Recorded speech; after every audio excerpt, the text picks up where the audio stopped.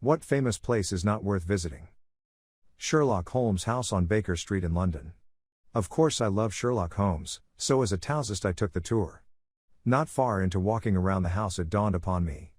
This is a fake set of a fictional character. What am I doing here?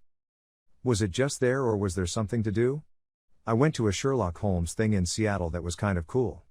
There was a crime scene and you had to check it out and run a bunch of tests to try and solve the murder. Hollywood, it's seedy and disappointing. It's full of entire industries, cough Scientology cough, that take advantage of starry-eyed twits. I think what I really liked about Hollywood was how shitty it was. And the Chinese Theater and Walk of Fame are so much smaller than I expected.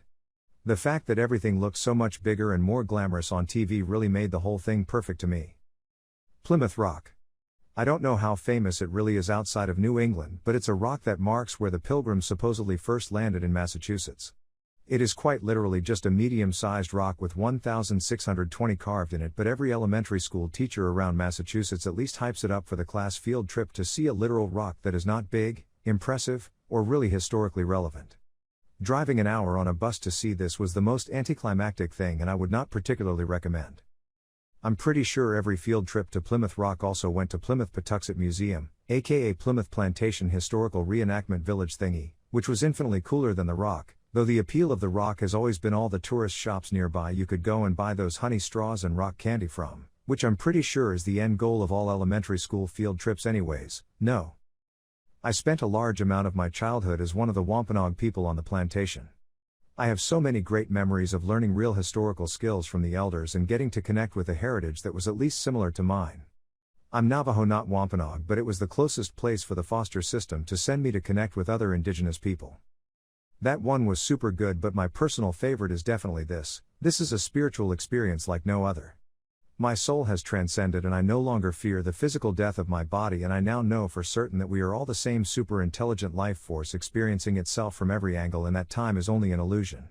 I've never been happier to be a configuration of atoms in the shape of a bald primate which are sentient and riding on a biological sphere through a vacuum orbiting a hydrogen bomb that is constantly detonating for billions of years for no apparent reason. Lizard Point, the most southerly part of England and not that far away, is a much better trip. It doesn't try and pimp itself up with tat and tourist attractions, it lets the scenery do the talking and gives you space to take it in.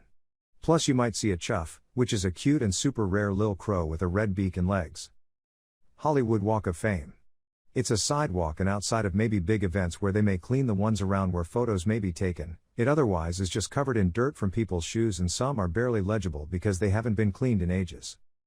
Haha, this is the answer for sure. Every time I'm in LA and someone wants to go, I'm like, look, whatever's in your head, keep that image, it's just better. I promise. That being said, walking it and finding stars is kind of fun if you have to walk that street anyways. Like it's a fun street to walk, just a terrible place to have as a destination. My recommendation to anyone who wants to see the Walk of Fame during their visit: make it a stopover. Your destination should be something nearby. Personally, I'm a fan of getting a ticket at the Chinese Theater. If you are a movie person, see something on its opening weekend. The theater will be full of film buffs who all are into whatever genre movie it is. You will have a great time, the energy is palpable. After that, go for a stroll down the Walk of Fame to stretch your legs and look around. The entire experience will be much more positive if you see it as a simple sight rather than a destination unto itself. In third grade, a meteor crashed in the backyard of a kid's house in my neighborhood. He talked about it every day at school and said people weren't allowed to see because NASA was collecting samples.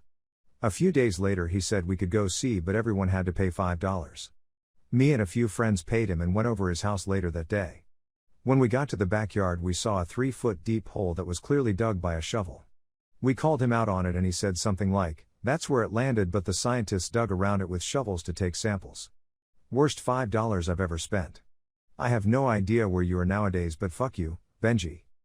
I have a better tip to add to Goat Botherer: hire a private guide. It's not expensive. $40 to $50 a day for the guide's time, plus the cost of gas and what you want to see. You get transported in a private car, they know all the tricks, they make all reservations, and they will fend off scammers for you. Mine also let us try to haggle, and then when we thought we had got a good price he would jump in, say a few words in Egyptian, and the price would drop another 10% or more. Additionally, private guides have to be licensed in Egypt, and they have to have education requirements to get that license, so you're likely to learn a ton.